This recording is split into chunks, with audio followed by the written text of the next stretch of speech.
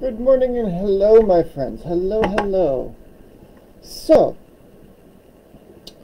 what is it for today? Let's get into it, shall we? Hello, my friends.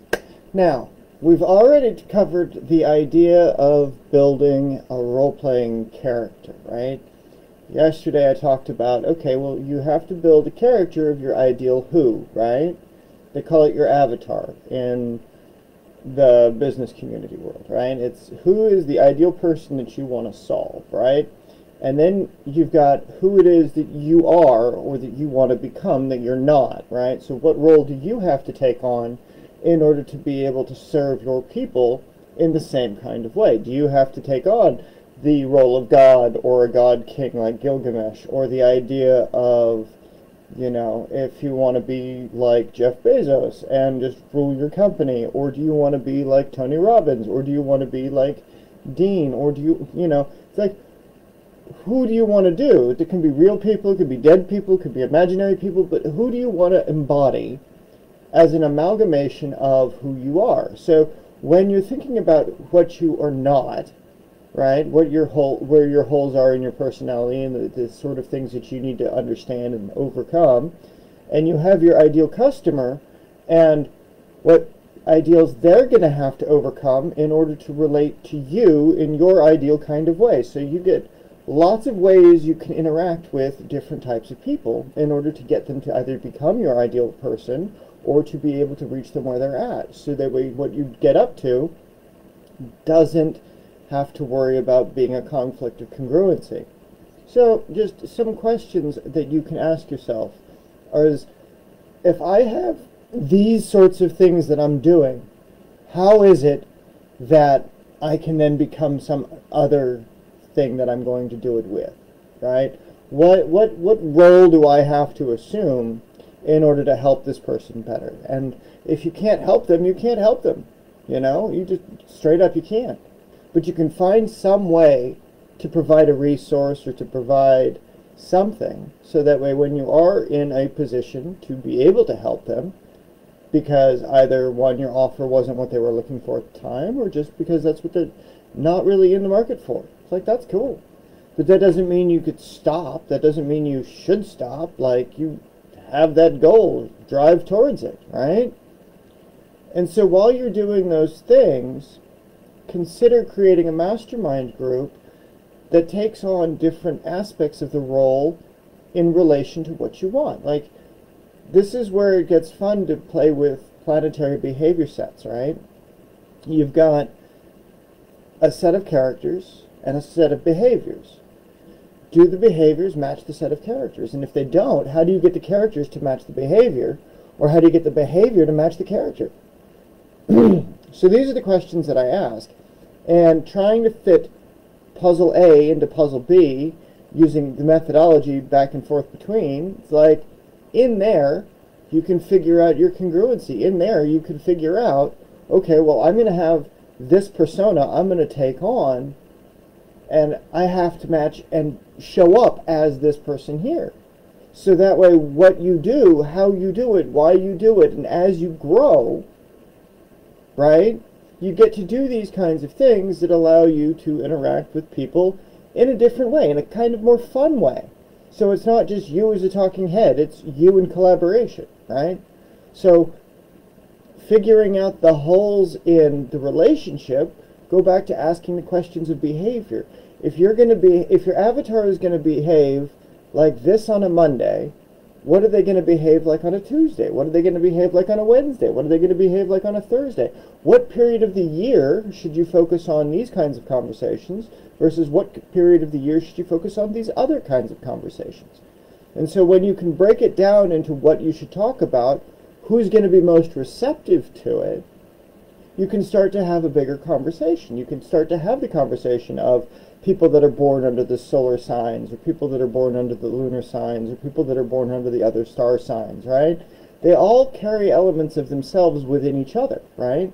Each within each, but divided up by degree. So when we examine the planetary aspects, when we examine the elemental behaviors, when we examine the astrological behaviors, And we look back and we try to figure out, okay, well, this person identifies as a Sagittarius. These people are known to have these kinds of behaviors. During this time of the year, I can specifically talk to them about this, because according to the history books, this is that time of year where that person was most engaged in these conversations. This was what was on their heart. This was the period of time in the year, right?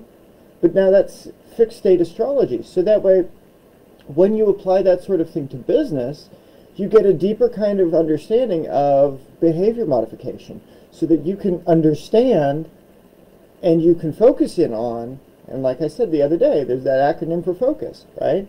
So you go find the niche and you figure out and observe what they're missing, and then you provide them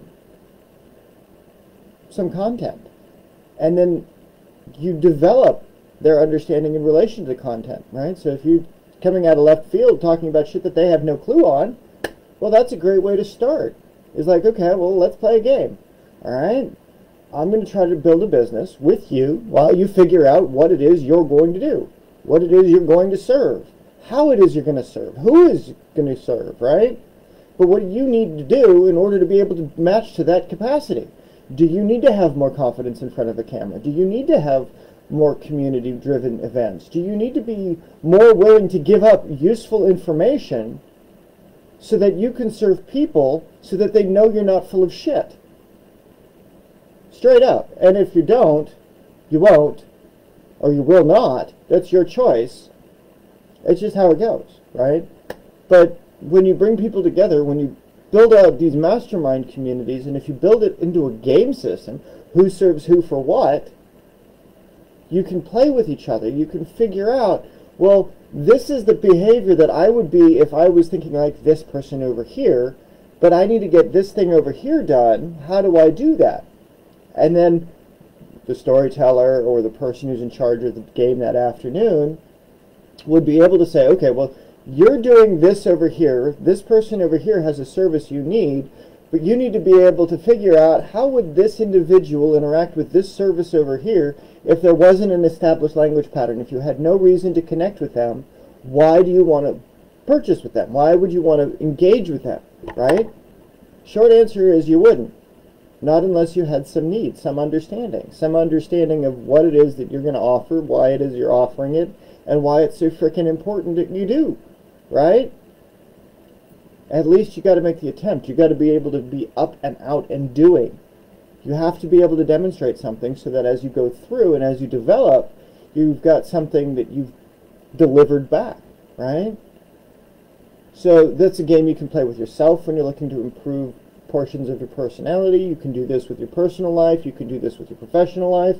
And you can do this in mastermind groups to help other people really nail down their business so that as they do these things, they go deeper with it. And as they go deeper with it, then you're able to coach on those gap fillers, the bridge builders, if you will, right? You're able to figure out, okay, well, this is over here. This is a service that everybody could use. Well, how do you get it niched down enough for everybody to use it in their various season, in their various type of behavior patterns? So what does a Libra think versus what does a Sagittarius think? What is, and if you break it down by these kinds of established behavior models that people love to identify themselves in these days, you're able to figure out, okay, well, these people respond to this kind of behavior. So if I use the words that respond to that behavior in my signature talk, in my community, in my messaging, and so on, then it provides a through line of communication. And then you just have that talk in a different way with the other astrological signs, right? So that way you can build out your repertoire of engagement, and you've got specific things that you can focus on and ways to divide the pie, so that way when you're talking to these people over here, you'll say it in a slightly different way when you talk to these people over here. So the entire conversation becomes mutable. It's all about the words that you're using and the meaning behind the words, but it's not necessarily applied in the same kind of context, right? So behavioral attributes versus planetary attributes versus intentional manipulation of information as it comes out of your mouth, you are intending it to reach these people where they're at.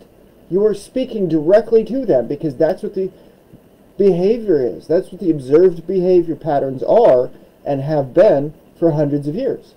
So if you're like a Taurus, if you're like the Libra, if you're like the Virgo, if you're like the Capricorn, then those are behavior policies. Those are behavior operations. And just because you happen to be born in that time of the year doesn't mean that that's how it's going to necessarily be for you. It just means that generally people that are born from those periods of time have this kind of focus and behavior.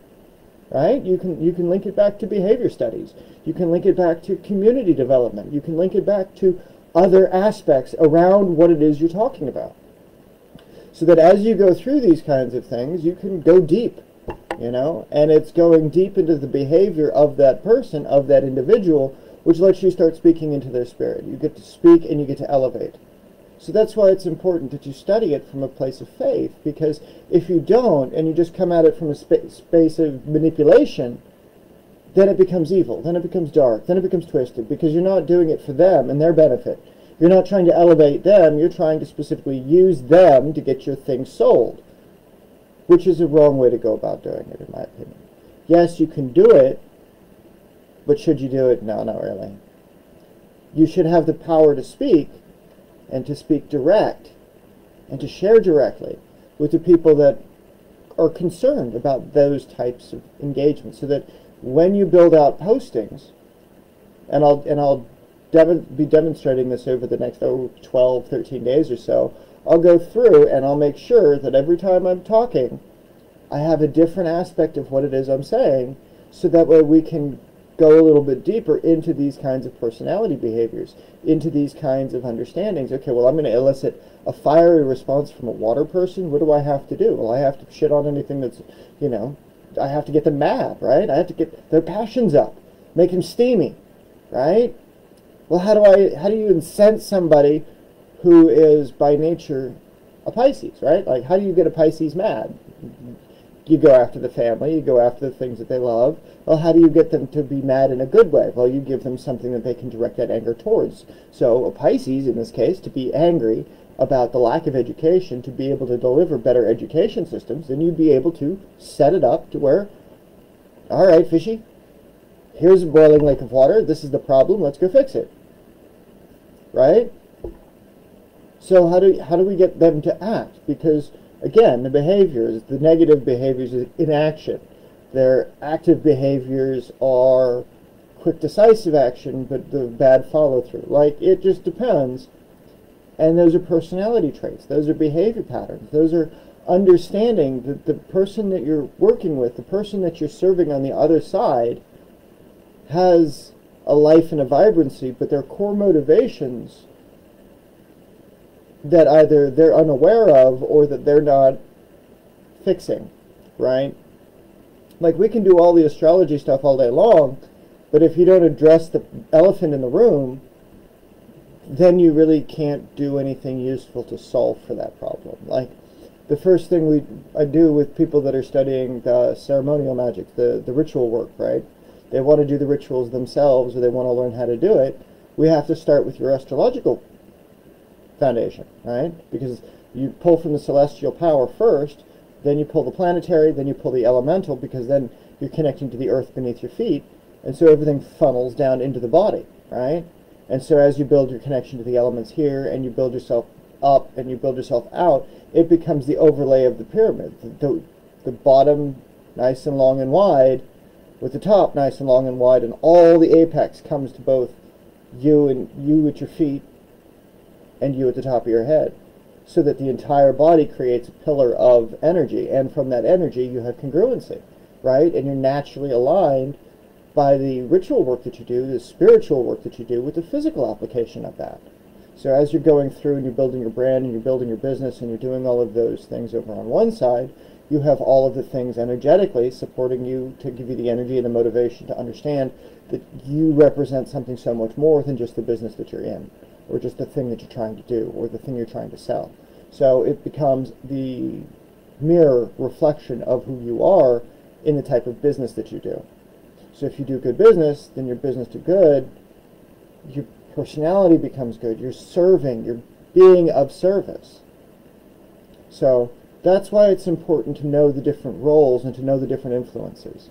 Anyway, I hope that helped for today, and tomorrow we're going to get into it a little bit deeper. So bye for now, y'all.